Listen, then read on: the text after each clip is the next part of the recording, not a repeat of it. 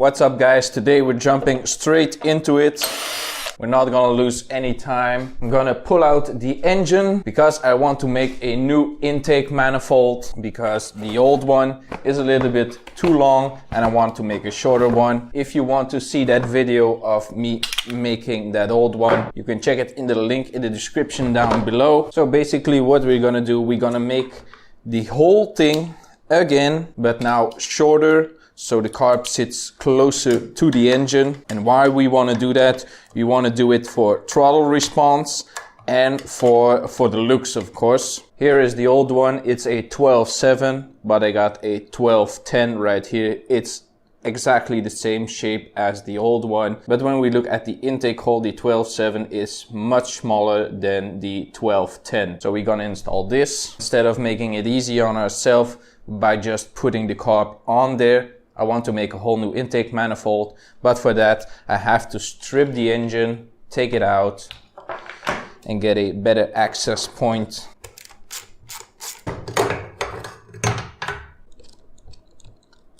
That should be the last bolt.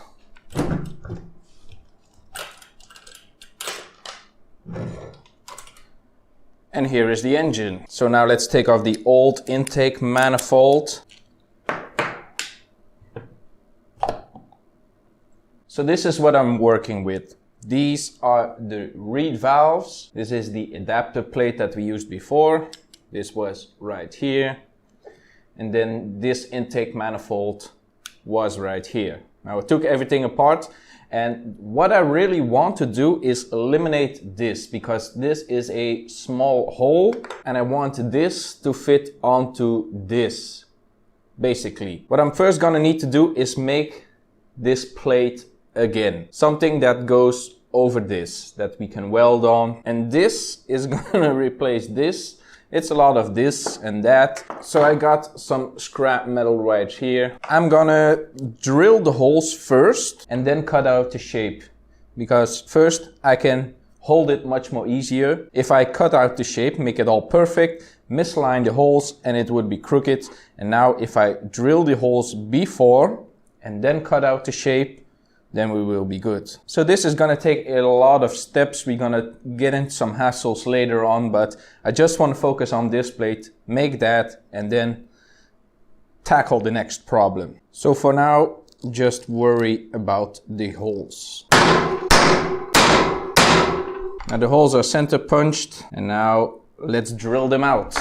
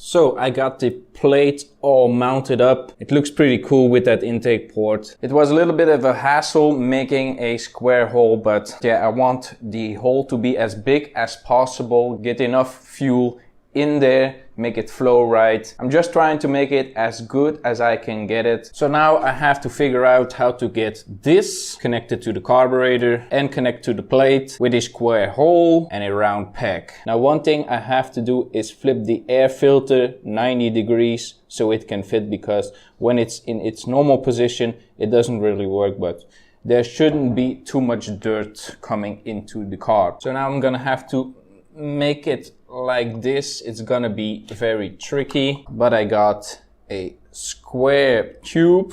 Make that sit just like this. It's gonna be like the carb, then this is gonna connect to it. I'm gonna cut this, weld this on right there, and then this is gonna split open and make it all flow good. There's gonna be some gaps that I need to figure out how it all works and what angle that I need to be to make the carb as level as possible. But yeah, it's gonna be a lot of fun making that, so I'm just gonna skip over to when I'm welding it. It's just figuring it out, and it's not really that exciting to see.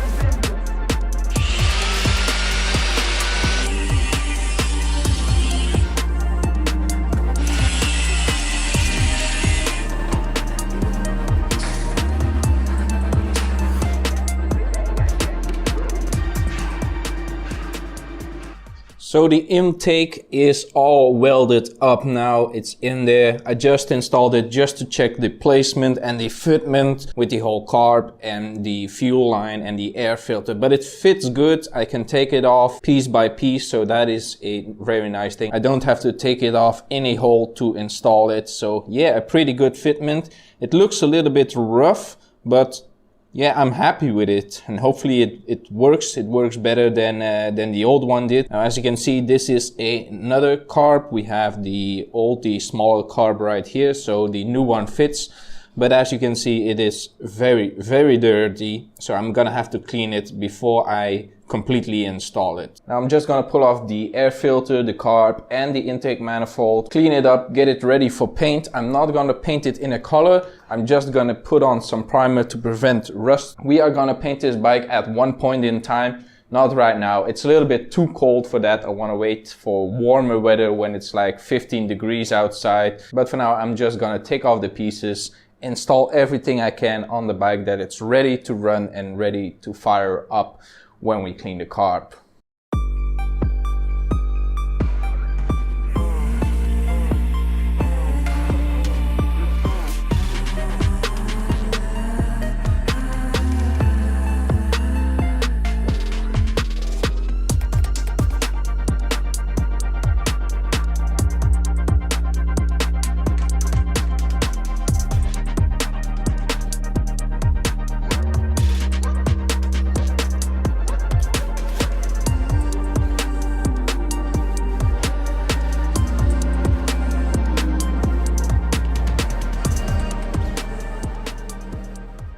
Now I got the part all cleaned up, degreased, ready for some paint. I'm just gonna hit it with primer, couple of coats, not too heavy. Now while the paint is curing, I'm gonna clean up the shop because it is a mess right now. There's stuff I don't need anymore. So I'm gonna clean it up and get ready to clean this carburetor that goes on the bike.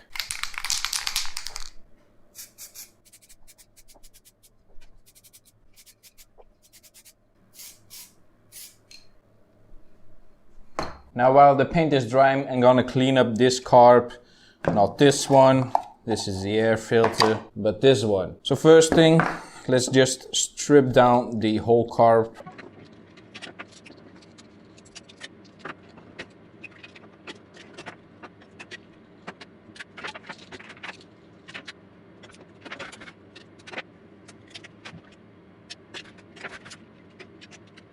So the carb is all stripped down now. Every single washer, gasket, bolt, float, whatever is in here. And what you want to do is clean every single part.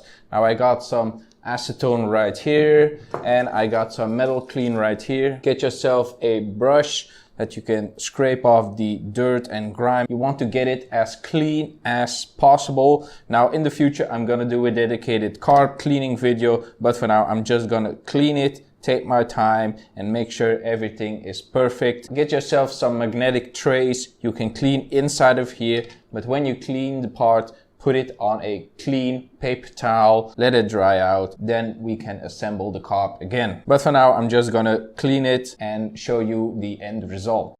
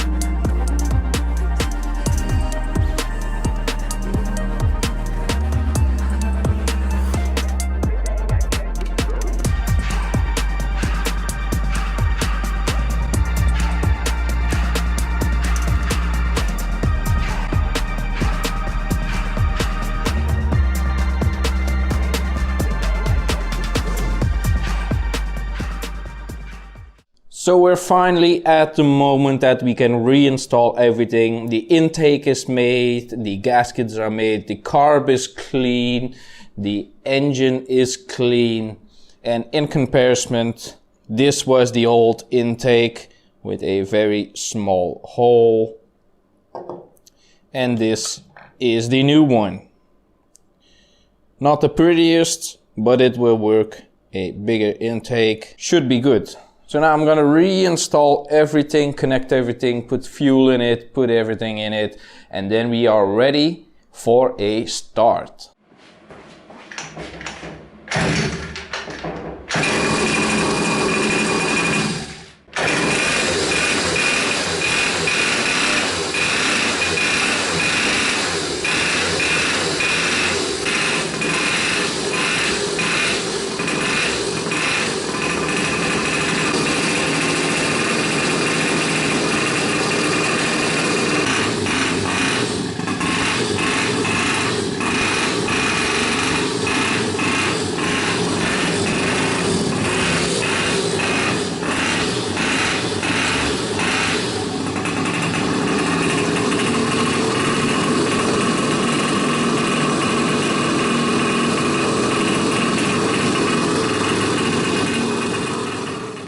So as you can see, the bike runs again. Our collector works.